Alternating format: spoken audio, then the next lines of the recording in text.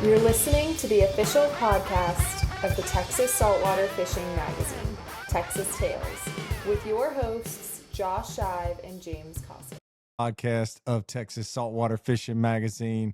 I'm your host, Joshua Shive, and co-host James Cossop. James, how you doing, brother? Doing pretty good, man. It was a good weekend of deer hunting. I swear we were kind of that weird like stalling front, and everything moved Saturday, Sunday, and the big buck always sits on your neighbor's place was the takeaway from this weekend. What about you?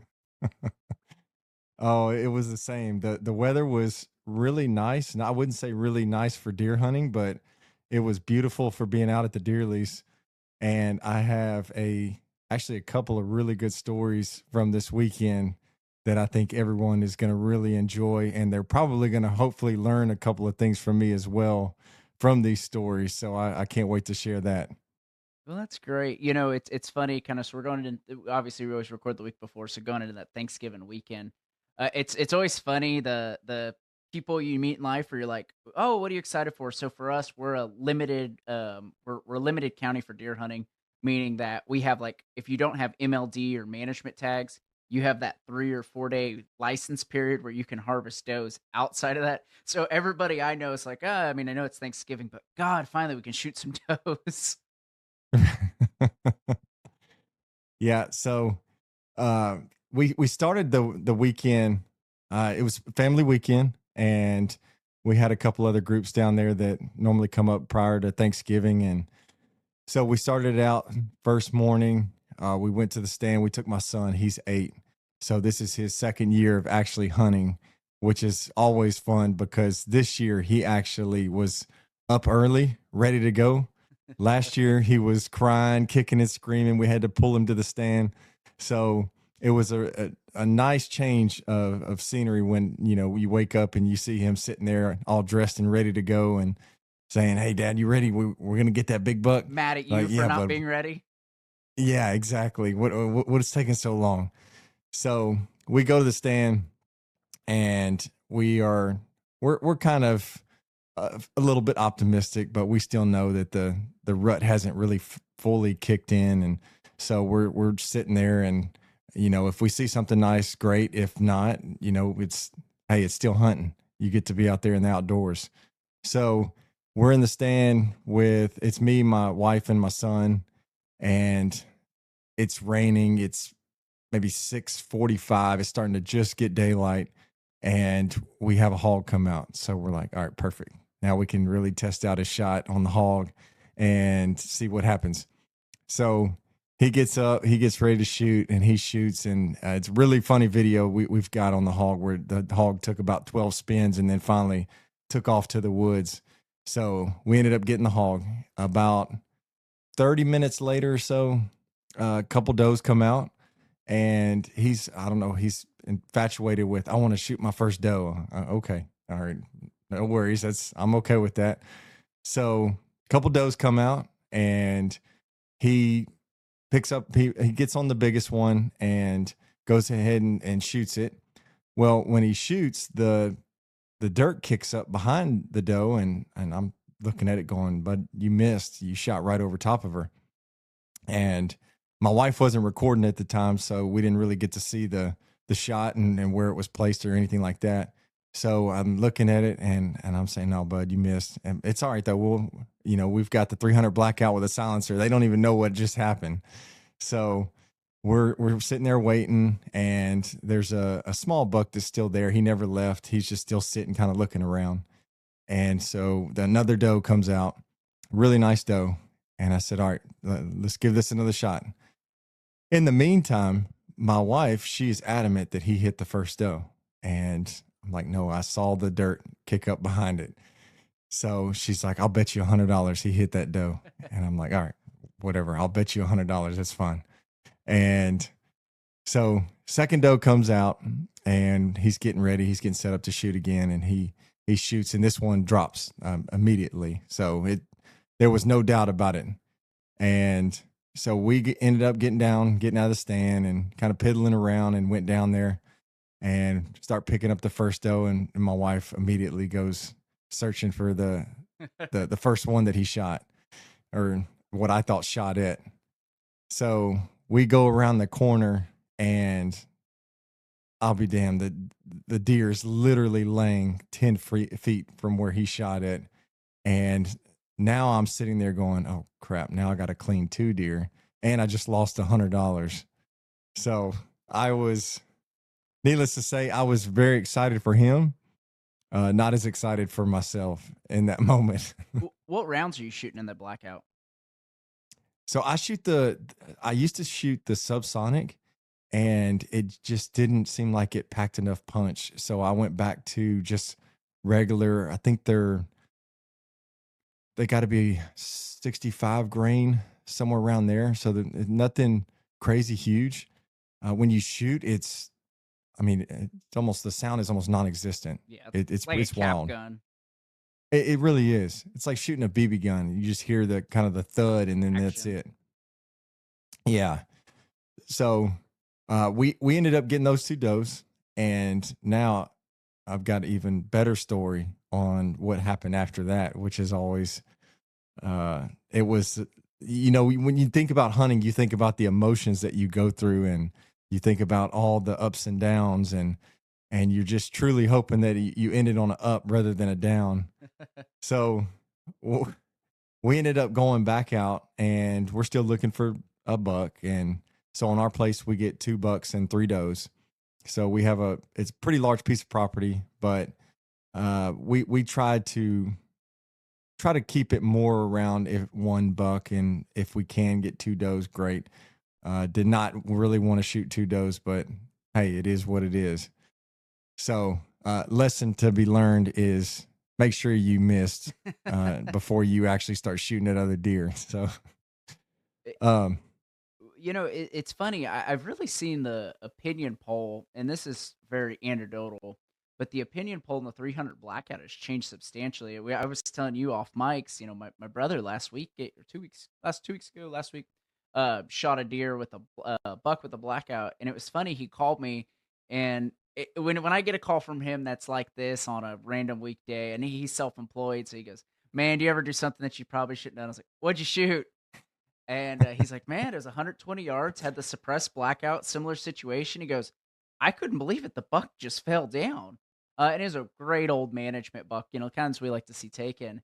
I right. was enamored in cleaning this deer, and I don't know how you felt with the does, but I mean, that blackout round was phenomenal. Not a big exit wound, which I could see being a problem with blood trailing, but incredible internal damage. Oh, it's amazing. And I'll say I've got mixed feelings. I think for it's a great kid gun. I mean, if you have a suppressed 300 blackout, you cannot go wrong. It doesn't scare the kids, and that's one of the things that I try to tell people when they start working with their kids, and first starting to shoot. I always try to tell them, you don't want the kids afraid of the gun. So the best that you can kind of curve that, the better they'll be at actually shooting. So I started my daughter off with a little 223. It was not suppressed. So it still was loud, but it didn't really kick a lot. And then the next year I bought the blackout and got the silencer for it. And once they started shooting that, and like I said, my son shot his first buck last year at 7, and it's like shooting a BB gun. He's not afraid of the kick. He's not jerking. So his shot placement and his aim is so much better just being comfortable with the gun. Well, and the accessibility of suppressors, that's an industry I used to work in. And I'll say this much, I think half of it of a kid is just the noise is intimidating alone. And it's like when you're at the range where, I know not all rounds are rated as hearing safe in most suppressors, but for the most part, I mean, it's no louder than anything we hear on a daily basis or AirPods in your ears. And being able to communicate in that range, like talking through your son of what it means to shoot, where it's not, all right, you're shooting where headphones can't speak. It really makes a big difference. And I think it's like I said, as a kid who doesn't understand, it's not as overwhelming. Absolutely. And that's one of the things where you really have to be able to communicate. And when we were sitting there getting ready to shoot, well, there was actually a doe prior to the first one that he shot, and it wouldn't turn the right way. It kept turning, backwards or straight at us or whatever. And being able to communicate and let him understand, hey, we have to, It has to be set up correctly. We don't want to just shoot to shoot. And then the doe starts walking off and he starts getting antsy. And I said, it's fine. Just let her go. It's not a big deal. And I think that's what a lot of things where young hunters, they get nervous and then they just think that if I take a shot, and I've got a better chance of not taking a shot, but it never ends well. Yeah, it's like letting this bullet fly is a better thing. But on that 300 blackout and the lethality, kind of an interesting pivot here. I think a lot about. I'm having minor buyer's remorse. It's very minor, but I purchased a 6.5 Creedmoor for my wife right before I left the firearm facility I used to work for. We had a guy buy one, and it was a beautiful Weatherby Vanguard in the Creedmoor. He wanted it just for range shooting, and it was so funny. He's like, "Yep, it's not performing," and I was like, "Okay, so what does that mean?" Everybody's got different standards, and it was like 400 to 500 yards, and he was upset that it wasn't sub MOA. I was like, "It's a box rifle, what?" And so I was like, "Look, I'll take it for the restocking fee at that point, and I'll give you extra couple bucks." I have read a lot that's really made me skeptical of the Creedmoor and its lethality. And I don't know how you feel. I've definitely am kind of up in the air. You know what? Actually, that was one of the first guns I bought for my family. So I wanted a family gun where my wife, the kids could all shoot, and that was actually the first gun I bought. And I don't know, I just never really liked it for some reason. I don't know what it was. I shot it. It shot well, and there was nothing wrong with it from a aiming or shot placement or anything Accuracy like and that. performance, but All fine. It's just something about it that I never was fully on board with it. but this is kind of a funny aside. Do you know what made the 6.5 Creedmoor so famous? What type of hunting, I guess? What's that? Elephant hunting. It has an incredibly high section. Really? Yes, it's got an incredibly high sectional density, which means that it for the same grain bullet, it's super long. They're able to pack a tighter core pattern within the bullet itself, so it gets greater penetration. And so that was it was an Outdoor Life. I'll give them total credit on the article that I was reading that was explaining that. But the performance of the round is that it penetrates so perfectly that it leaves a pencil exit wound, so you get minimal blood trailing. And kind of the story they were talking about was this young kid in Ohio just shot a monster about 2 or 3 weeks ago during the youth rifle season, and they were saying the father, and similar to you, was like, "Oh, you missed. This buck ran like nothing was wrong with it." They brought in hounds. They found it 400 yards later, double lung, perfect shot, and that's what the kind of the houndsman wrote the article that I was reading, and it was really interesting. I think his name was Munstead, and he was saying, yeah, what made the 6.5 Creedmoor so famous was an elephant cartridge, which I thought was hilarious, as a round that I'm complaining isn't lethal enough. And you know what? That's the interesting part, because it seems like the faster it goes through the animal, the further they go. And I don't know. I mean, I can understand it. Obviously, the hole's going to be smaller and easier for it to clot and stuff like that. And with a gun like that, when you think about where is that perfect shot placement, and that goes for every single gun that you shoot. Some guns, shoot them directly in the shoulder. I don't need to go looking for them. Some guns, I got to shoot them behind the shoulder because I need more damage to the vitals and stuff like that. And some guns, you're like, you know what, I'm just going to shoot it in the neck because I don't want to take a chance. And that's one of the things that I learned over the weekend, which was a very odd experience and something I've never experienced before, but I learned a ton from it. And so when the next day, after he shot his two does, the next day we went to another stand and we were looking for just a buck, a nice mature deer. And we weren't really seeing a whole lot, but there was still, you never know. And that was the biggest thing is we'll sit there. The first day at this stand, we didn't see anything, not an animal. And so we went back there the next evening and we're sitting there and it's probably getting about 5:20. So it's getting ready to start, winding down, getting dark. And just like out of a movie, I look to the right and I see the horns just coming through the brush and I see the deer, and it's a nice 3.5. He was a 10. He could definitely have gone another 2 years, no doubt. But it was one of those moments where, hey, this is an 8-year-old's second deer. I don't need him shooting no muy grande. I want him to work his way up and get excited every time he comes out here. Go make a damn So memory. I know, and boy did we. So the deer, it same situation. It gets up and it's under the feeder. We're getting ready. He's getting set, and it won't stay still. And he's getting kind of antsy. I can shoot it. I'm like, no, he's not. He's not in the right spot. Just wait. And what I do with my kids is I won't put it on fire until I feel that the shot where the deer's standing, everything is set up to where they have the best opportunity to kill it. Yeah, take it out of their hands. I like that. Yeah, so it kind of gives them a safety net, if you will, to where even if they start getting nervous, I'm right there to where I know when it's best time to shoot. And so the deer ends up walking off, and he's all bummed out, and he's like, well, I said, don't worry, he's going to come around this front side, and we're going to have even better shot.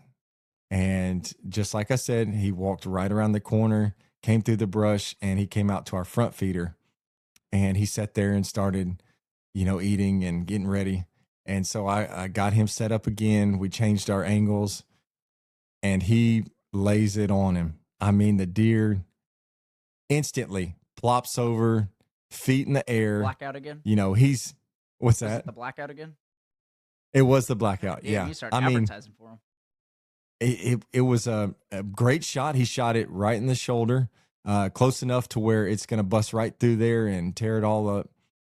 And so we were all pumped. He was excited. I got a really cool video of him, kind of jumping up and down and screaming all the things you want to hear when, a kid takes down a deer. And so we sat there, and I said, and he wants to, and that's the other thing with kids. They want to immediately run down there, immediately. So I have to find ways to entertain him. I know, but we got to wait. Let's wait at least 20, 30 minutes. We still got daylight. And so we're piddling around the stand. We get everything picked up. We go get the buggy. We get all the stuff put in the buggy. We get the football out. We're kind of just throwing the football around at the stand. We're just killing time at this point. So we finally, after about 30 minutes, I said, all right, let's go get him. We drive down there, and he jumps up and takes off and scared the crap out of me. And because I was walking up, and you know how you see in the videos where they kind of poke their butt and then to make sure that they're dead. Well, there's a reason for that. Always approach from behind it. Absolutely. And I mean, when he jumped up, I jumped back, and I immediately ran and got the gun, and he runs about 20 yards and falls again. And he looks at me, and I try to get a shot on him, and he jumps up again and gets way back into the senderos and the mesquite. And so at this point, I got two options. I can either try to sneak around and get a shot on him as he's laying down, or I can back out and go, give him a little bit of time. So I said, I'm going to try to sneak around because it's kind of heavy brush, but I wanted to try to get it over with because it was getting dark, and I knew it was going to be a long process. So I went around the corner and couldn't really see him. And as I got closer, he jumped again. I said, you know what? That's it. I'm not doing this. I'm not going to keep chasing him. So we ended up backing out, and we went and picked everybody up, went back to camp. We hung out for about 3-4 hours. And one of my buddies, he had a thermal, and he said, let's go back. We'll go find him, and I'll be able to see him with the thermal. And I said, okay. So we piled in the buggy, two of my buddies and a bunch of little kids who wanted to help in the search, and my wife, and we went back, and we searched for about maybe 20, 30 minutes, and we jumped him again. And we we felt like he was struggling at this point. So we decided to kind of do the same thing where let's get around this corner and let's try to see if we can see him, get a shot on him. And same thing, he jumps and he keeps going. So I said, no, that's enough. We got to get out of here. I'm going to just let him sit overnight, and we'll back out. And as hard as that is, because when you're in that moment and you see your kid there going, they're getting excited, they want to see that deer, and you know the right thing to do is, you're going to run this deer for miles, and who knows, especially when they get their adrenaline pumping and they start clotting. It can take forever. So we go back, didn't get a whole lot of sleep that night, but got enough to where we got up early that next morning. And the funny thing was, I was convinced this deer is dead. And my buddy goes, "Hey, are you going to bring your rifle?" And I was like, "Man, I really don't feel like carrying it around all out there." And he goes, "Man, I'd really, I'd really bring your rifle." I said, "All right, I'm just going to bring my AR, just because I don't feel like carrying the blackout around." So we go back out there and we search for probably 2 hours. We find the last bit of blood where it fell down, and we searched and searched, and 2 hours and nothing. And we circled and circled. We went left, we went right. We could not figure out where this deer went. So my buddy goes, which was kind of, I never thought about this, but it was an interesting thought process when tracking deer. And so one of the things he said, "Well, let's go back to the last blood where it fell down, and then let's work our way back to the last place that it was, where it actually dripped blood, where we found blood where it was dripping out." And it was probably 100 yards. So from that, he goes, "We're probably not going to find blood for another 100 to maybe even 200 yards. So you push forward and I'm going to push left, and then we'll see what we come up with." So me and my son and another one of the younger kids, we started going forward, and I'm the one with the rifle. So this is kind of the God looking over us, and really in that moment where things are aligning to where it couldn't have been more perfect. So I push forward and I get about 200 yards, and we're about to give up at this point.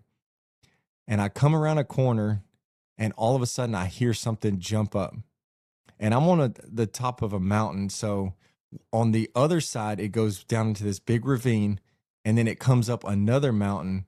And on the other mountain, it's wide open. There's nothing there. I mean, there's a few mesquite trees here and there, but there's not a whole lot going on. So the deer goes down and runs in the ravine. And so I push the kids back, and I sit down and I'm waiting. And I said, if he comes up this ravine, up this other mountain, I've got a perfect shot on him.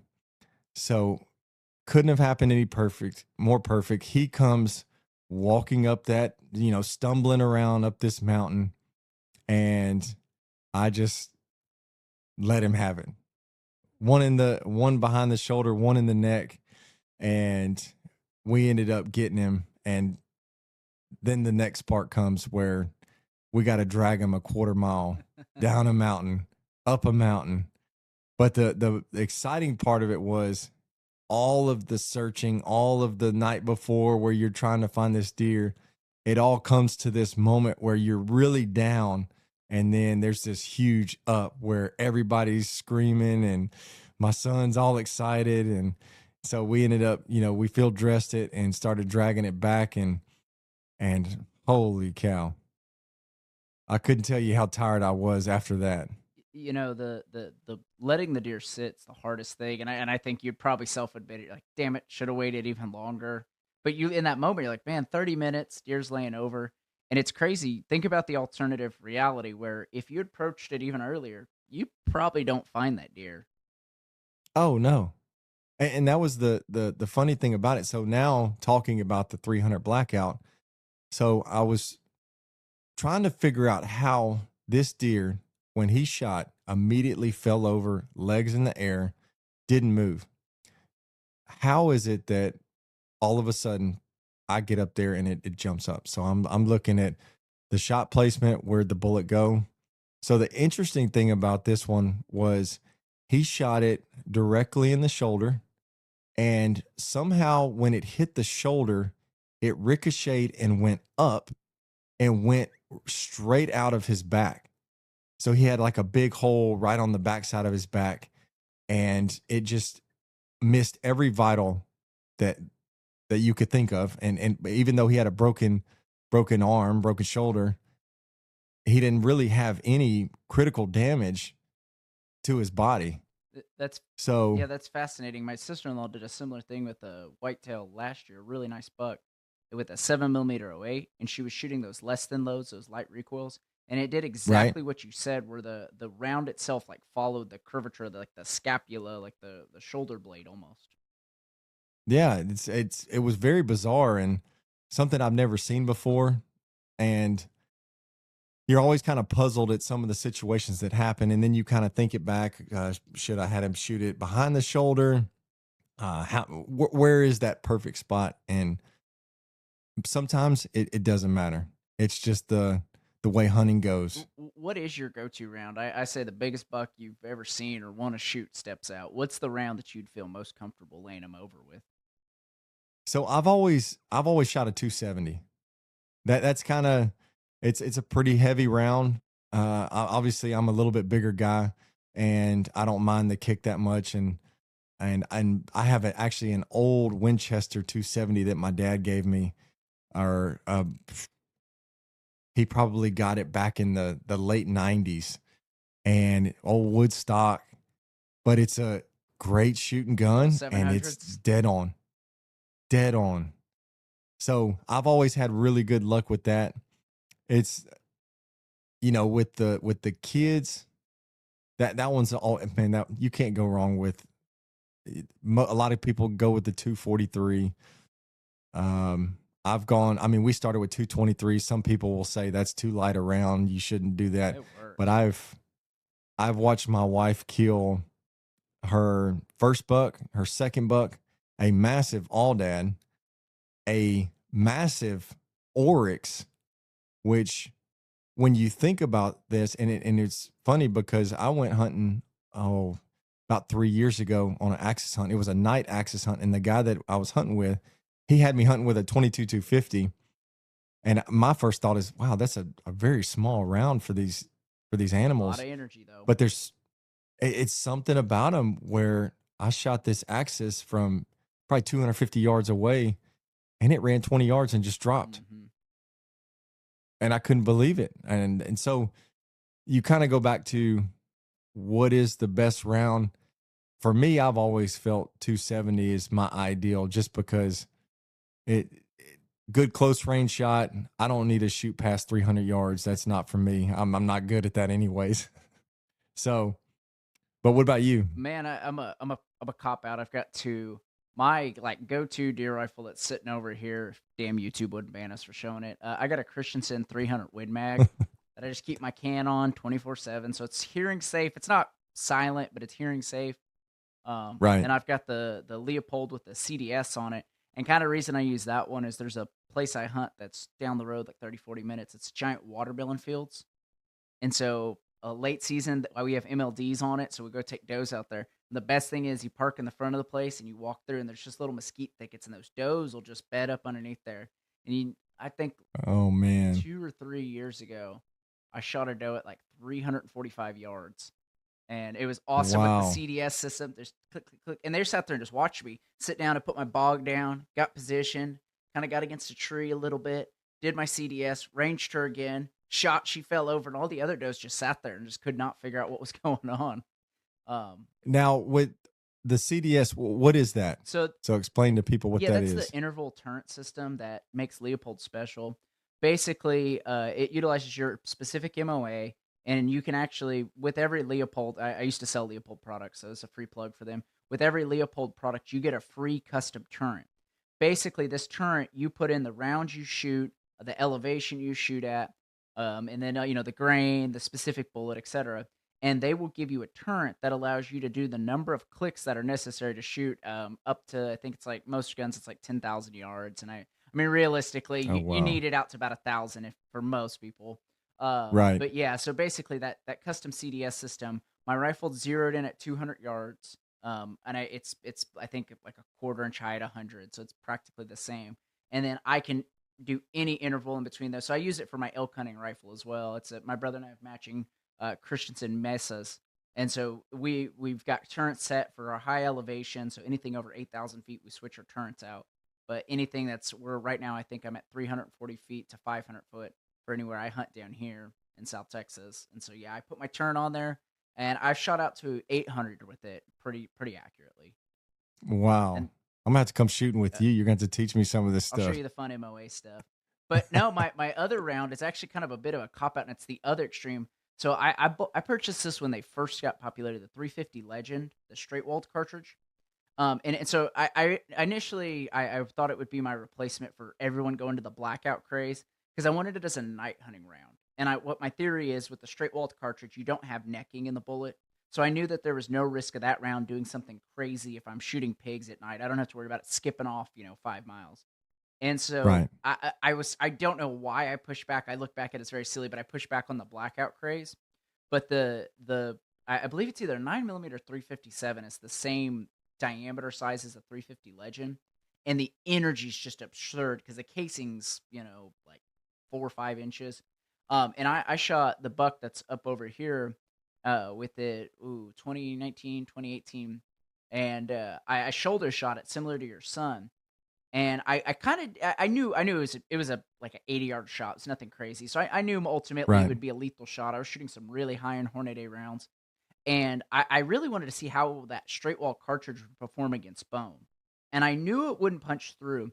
But what enamored me about the straight walled cartridges is that round packed so much energy. It's the first year that ever pushed backwards. Just from, I mean, it's a solid like punch basically because that round's Right. low velocity relatively. It's just a huge grain. Wow. See, and that's where I need to get more experience with. I can 250, maybe 300. I'm pushing it. Past that, it's a crapshoot. I don't know. When you're talking about wind direction and all the rotations and how the bullet's going to drop, and man, you lose me at that point. I thought I was a pretty bad dude, and the guy we'd go shoot at his place, he's got it set up out to 1,000, and we elk hunt with him. And he was watching us shoot at 600-800 yards, and we're hitting steel plates, 12x12 steel plates, and so elk vitals are like more or less 12x18 is kind of the general parameters you need to be able to like consistently shoot. And Right. he got back at 1,200 yards, and I mean was stacking rounds on top of each other. And he had a Hill Country custom rifle where they do the custom scope. They lap the rings and it's a Mike 6 lathe, so everything's perfect about it. They put the scope on there and it's perfectly square. They lap everything out. I mean, there's just no manufacturing impurities. And I mean, watching this guy shoot at 1,200 yards is more accurate than I shoot at 100 yards. So do you get anytime hunting you do you still get the buck fever Oh, pretty I bad? You get the do. nervousness? I got it this week. And Oh, so I tore something in my knee in jiu-jitsu last week. So I've been like barely able to move. And I told my wife the only thing I want to go do is go sit in the deer blind. I can't do much around the house, can't do much around the shop. So I'm like, I'm just gonna hobble my ass down to the deer blind. I had to wake up like 30 minutes early because my walk is that much longer these days with the stupid oh my crutches. gosh. But anyway, so I went and sat in the blind, and like I said, I hunt relatively small acreage. It's like 100 acres in total at this one particular place where I'm really hunting a specific buck. And you're always subject to what your neighbors are doing, and you're always scared they're hunting. But this time, a guy 2 places over was driving up and down the fence line blaring music, which he was just hanging out with the kids. It's private Right. property, man. That's part of it. So Right. I decided to call my afternoon short on Saturday. And we got a Sudan field that's to our left, and it's just got turned over. And so they put oats or ryegrass and oats in it. So it's just starting to sprout. And I make the corner around where it's a giant coastal field, brush pocket, giant coastal field, and then there's my house. Well, that giant coastal field, I look over to the left, and there's the biggest buck I've ever seen on hoof in this particular place. It's just sitting there while the neighbor's running up and down, not even 100 Oh yards my away. goodness. So I had my antlers with me, and I start thrashing and rattling, and he comes up right up to the fence line, and I was ranging him about 215, 220. So I got my CDS set, and I'm like, all right, he just, the second he clears this fence, I'm going to lay him over. And he came up to that fence line, looked, smell, and I had wind and everything on him. Look, smell, and he would not cross that fence line. He knew where the trouble would begin. Oh, that is the worst. And then you think to yourself, is there anything I could have done different? And it's best not to dwell. Well, and you know what the moral of the story was? I left it alone, and I ended up having 2 really good bucks coming through the next morning that were traveling with him. He didn't come out with them, But I was like, and one of the bucks, I think we're gonna really try to push my wife to get. He's broken Right. off on the right side, but she's never shot a buck. Phenomenal first buck. He's probably gonna run mid 120s, I'm gonna say, and he's probably like Oh, that's a nice. 190-pound deer, just old management buck. He looks like he's kind of on the egress, and I almost shot him Sunday morning, and she didn't wake up to go with me. And I sent a pic. I was like, "Hey, if I let this deer walk, will you come down and shoot him?" She's like, "Yeah, I want to." Like, all right, we'll let him go. But no, back to the buck fever question. Yeah, no, I was shaking and I was like, I was laughing because I was like, this deer isn't even, I obviously I see him, but it's not even like a realistic opportunity to shoot him. Like there's still a lot that Right. has to happen.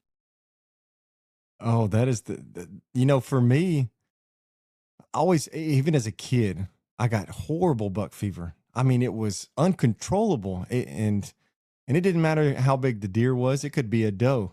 I would start shaking and I would have to work on my breathing exercises and do all these different things to calm it down.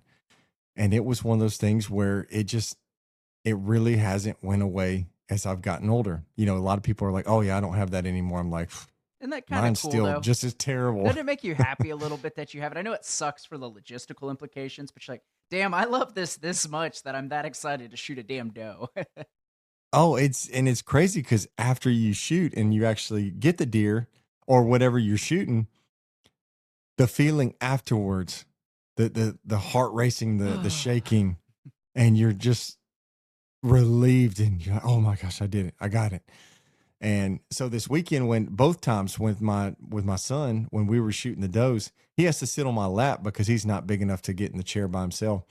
So he's sitting on his lap and or sitting in my lap, and I've got my toe raised to try to prop him up some, but my legs start shaking, and I'm watching his gun, and it's just moving constantly, and I'm just going, oh my gosh, my leg I can't stop shaking so bad, and it wasn't really the buck fever side of it. It was just just me trying to position myself and trying to get to Fatigue. where and it just wouldn't stop shaking. And all I could think about is I'm back here shaking, and I can only imagine what's going through his head and, him shaking. But it is the weirdest thing with him, my daughter, and my wife.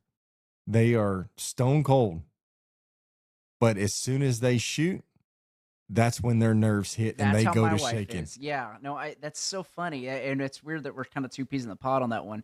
My wife doesn't care in the moment and then afterwards gets to me, it's like, all right, I took the shot, let's analyze what happened. It's just, cool. Right. Yeah, that's hilarious. I don't know where that stems from, but for non-hunters, it's worth hunting just because the pure buck fever of like, oh man, like it's just such an unexplainable feeling.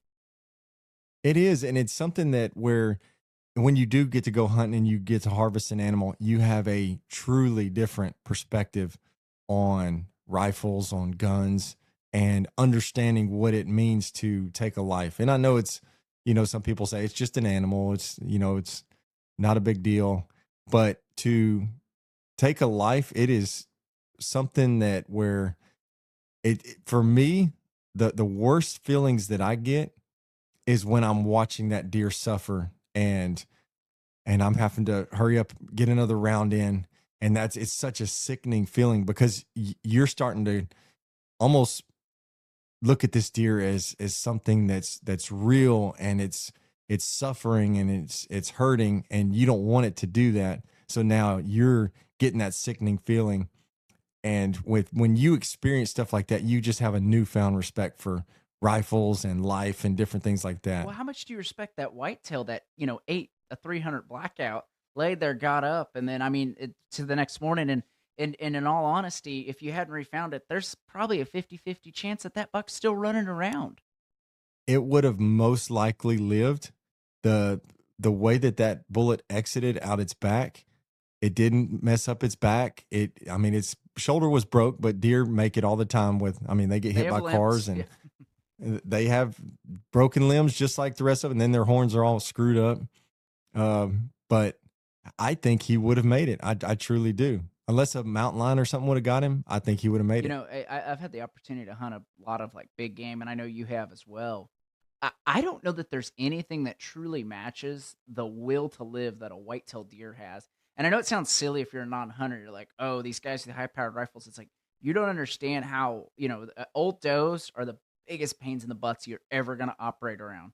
They're smart. They always push through last. And it's those old bucks. It's funny. The last 15 minutes, I read a study on the show before when I had Ty Sutherland on, and there was a study that the Department of Wildlife for Oklahoma put out, and it was talking about open space movement of mature bucks, and it was like extreme impassable cover was the metric where it was like things that you and I routinely would not go through unless you were otherwise forced to.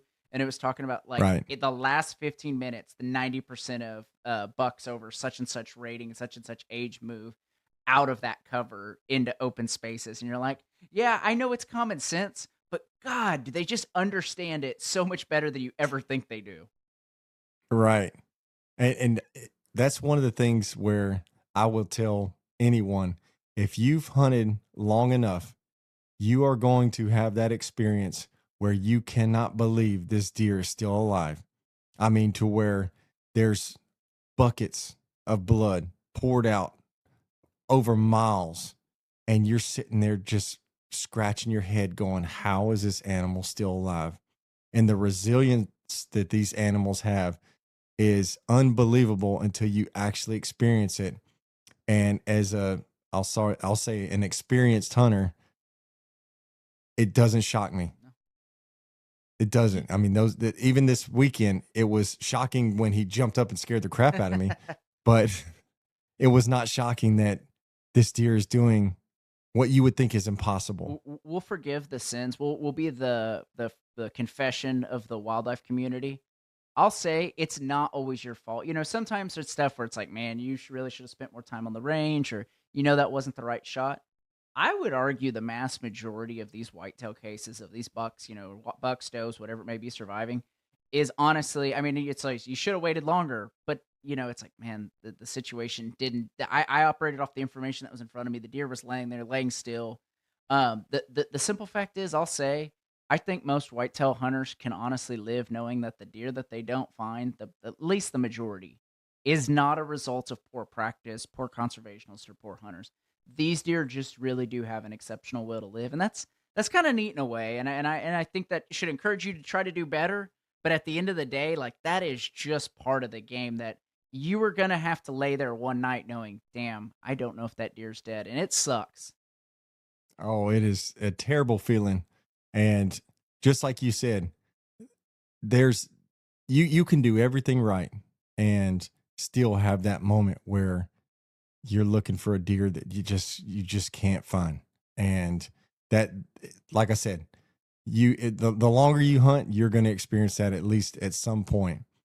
And with kids, what I would say for folks who have young kids who are getting them started in hunting, I am very big on practice first, making sure that they can hold a good pattern on the targets. And then what I did with my kids is I started them both off on hogs. I'd go to stands where there was hogs and work on shot placement on pigs, because pigs are actually pretty difficult because they don't stop moving. Mm-hmm. They're constantly And it's moving. a small body. So, and it's a very small body. So if you get to that point where you're getting pretty solid in shooting pigs, now you can kind of work your way up. And that's what I wanted to do with my kids, is really make sure that I was giving them every tool available to where when they did have that moment, the chances of them being successful was a lot higher. Because when I was a kid, I didn't have that, and I missed probably, it's kind of funny. I killed the first buck that I ever shot at, and then I missed like 20 deer after that. Couldn't understand why.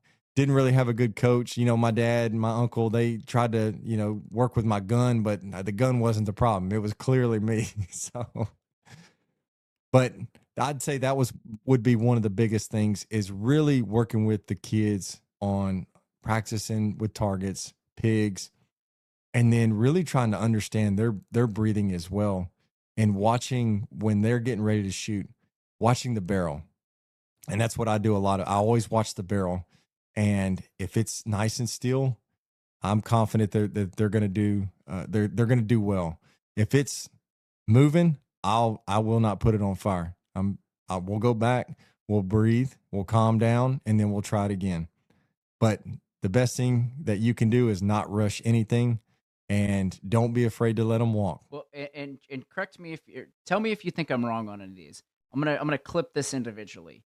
Tell me if you somebody's going to academy right now to buy a rifle here, and I used to work in the firearm industry. I'm gonna tell you a few things. One, bore sighted does not mean sighted in.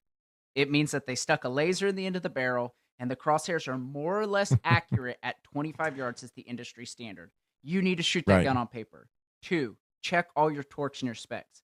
I sold a lot of mass manufactured firearms, so like Savage, Winchester, great guns, not bad guns, great entry level firearms.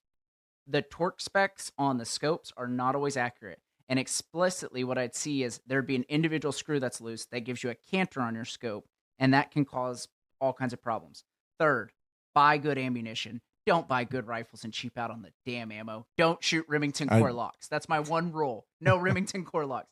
Go buy a good Hornady, Nosler, Barnes, Fiocchi makes some pretty good hunting rounds.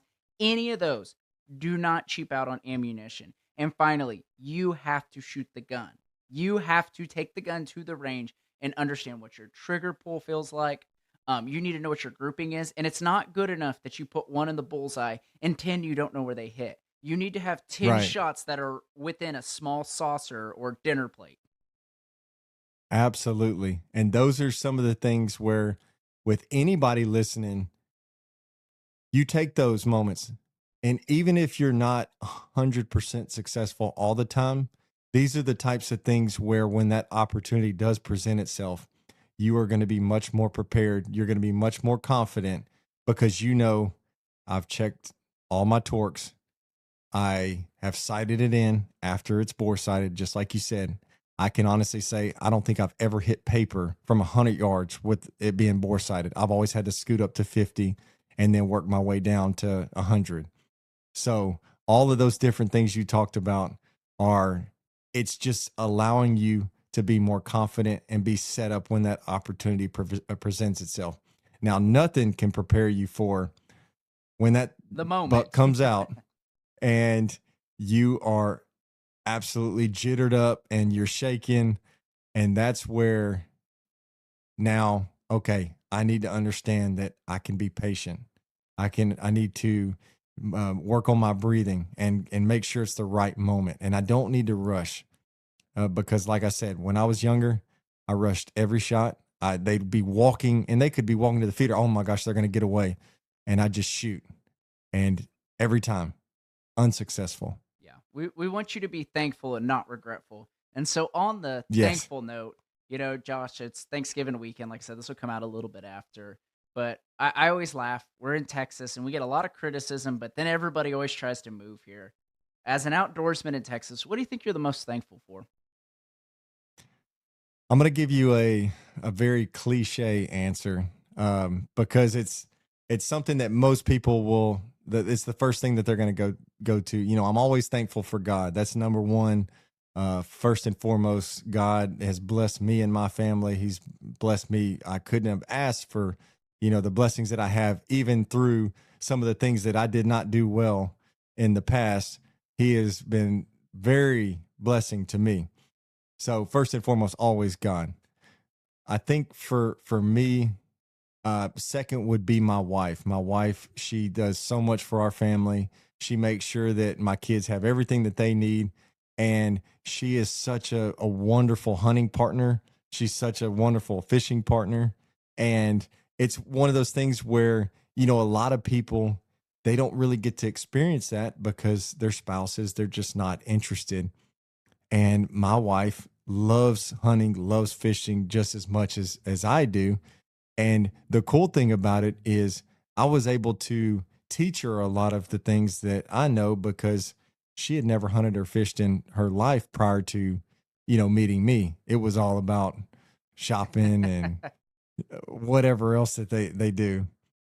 So very thankful for my wife and everything that she does for our family.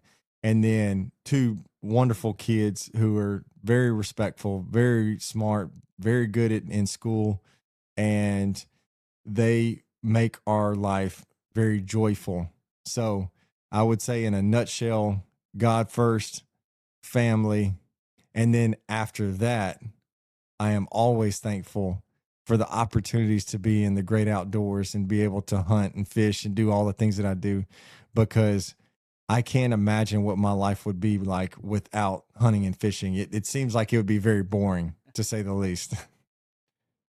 What about you? Oh man, well, you really put me in a corner. I had a really like corny answer. I'll share it after the fact, but I'll give the sweet answer first in case my wife's listening. No, it's funny. I was driving home, and what prompted this question was I said, "Hey, we're doing Thanksgiving technically on Friday, but we're doing a thing with our family on Thursday." And I said, "Hey, doe season opens up Friday morning. Just FYI, I don't know what time you want to head over to your folks." And they don't live too far from us. And she goes, "Oh yeah, I figured you were gonna doe hunt." I told them we wouldn't be there till probably like 11. That'd give you some time to get everything cleaned up. And I was like, "Damn, I love you." So I'm always thankful for that. And like you said, it's not enough to have somebody that supports you, um, but wants to be a part of it. And it's Right. look, I'll be honest, my wife could care less about going to chase redfish. She likes sitting on boats, but she could care less about going after redfish. But she'll indulge me, and it's funny. We'll go down there, and she always goes, "I had a lot more fun than I thought I would." And when she does water skiing, so I always thought she was the problem on the water, and she thought I was the problem as a fisherman. And I always Ah, try to do my best to partake in water skiing with her. And it's funny to have those mutual hobbies. I'm always grateful for that because that's such a fun, like, cool dynamic. Um, w- absolutely. when I thought of this question, also the other thing that hit my mind was kind of a funny one. We were talking about the hand turkeys you make in kindergarten, and you put all your stuff on there. Like, I'm grateful, but you got an 8-year old. You know what I'm talking about. Right, right. And I was talking to a coworker today, and she was asking me about, oh, like, what makes Texas wildlife so great? She's from the Northwest, and I said, I go, well, it's funny. They get a lot of criticism, but if everybody made a hand turkey and took truth serum before, almost everybody would put like the pig on there. And I know it's funny because you're like we talk about them very disposably, and it's a natural like phenomenon where you're like, yeah, I start my kids out shooting pigs because worst case Right. scenario, I'm not gonna lose sleep over it. But no, I always think it's so cool. And Texas gets a lot of criticism, fairly so, for like, lack of public land, a lack of public access. And those are fair and true criticisms in a lot of rights. But what Texas doesn't get enough credit for is, the opportunities you have to truly shoot some incredibly cool things. There's a large mammal out there, or they're not a rodent. Yeah, they're a mammal that you can literally go spotlight, shoot with AR, shoot with thermals that tastes pretty good, and they're a great experience for kids. They're really like a fun enjoyment thing, and I think it's the perfect representation of what makes Texas Texas. That it's a little weird, it's hard to explain, but by God, is it fun and cool. It is, and it's very, and I don't want to say like caveman like, but you you get that feeling of where your ancestors, they truly had to harvest animals or they didn't eat. And when you get back to that, to where now you're harvesting something that you're putting on the table for your family to eat. And I'm pretty fortunate where my kids, my wife, I mean, she cooks, everything's deer meat. It's something that we've shot of some sort. And the kids, they don't complain. Now, my son, he obviously would much prefer chicken strips over anything, but it's it's not bad. He'll still eat it. But it goes back to where you think back when our ancestors were here and there was no grocery stores. There was you, and hopefully at that time you had a rifle. And if you didn't, then you would hope you could get close enough to these animals to where you could shoot them with a bow or throw a spear at them hard enough to where that, I mean, just thinking about that, I can't even fathom what that looked Yeah, it hurts like. my shoulder to think about. I mean, and that's the crazy thing, is where that's how they lived. And if you didn't have a successful hunt, you did not eat, or you better be hopeful that you were able to preserve those You better be a animals. good berry picker. Yeah. So it's an interesting thing where I'm very thankful for having, grocery stores and all these other technologically advanced circumstances where we don't have to really struggle, but we can still go and enjoy these things. And if it's not successful, okay, well, we'll just go down to HEB and get whatever we need for tonight. It's fine. On the pig note, what cracked me up was I follow all the little local like WMA and wildlife management area pages, and there's the one in Catula that I quail hunt quite a bit in Chaparral's at the name of it, and it's like 13 to 17,000 acres depending on how many pastures they have open. And we had that big fire back in like '05, so they tore down all the fencing. Well, the neighbors have an African safari next door, so all the warthogs got in there. And so they had their doe or youth doe and or spike hunt this past weekend, and it's hilarious where you literally have like a 13-year-old kid holding a massive warthog, and then I'm watching like the little hunting channels on in the background while I was writing some stuff when I got home from work, and they're talking about going on these warthog hunts, and they're saying how it's like $17,000. I'm like, this like 13-year-old kid just literally did this in South Texas. So, last question, and then we'll wrap it up. So, what is your favorite Thanksgiving dish, both on your main course and then your dessert? What's your go to? Oh man, it's always hard whenever you like everything. Man, my father-in-law's got down the prime rib pretty good, and it's something I would never dare cook because it's such an expensive introduction to probably screw it up. But he's Right. got it down, man. I'm a big fan of that. Dessert, man, you can't beat a pecan pie. Oh, Buttermilk or pecan pie. Mom's been killing me. She knew I hurt my leg, so she's like, "I made you a pie." I'm like, I'm moving less. I can't eat more. What about you? What's your go-to? I obviously I like a fried turkey. I think that once you have a good fried turkey, now you can screw it up very easily. So it's not always perfect, but a good fried turkey, and I'm big on the stuffing, green bean casserole, the corn and mashed potatoes. You You're can't just ever go describing wrong with everything. that. It doesn't count. I'm just, you know what? I will say this: cranberry sauce, you can throw that shit in the garbage. No I way. That's a no, controversial take.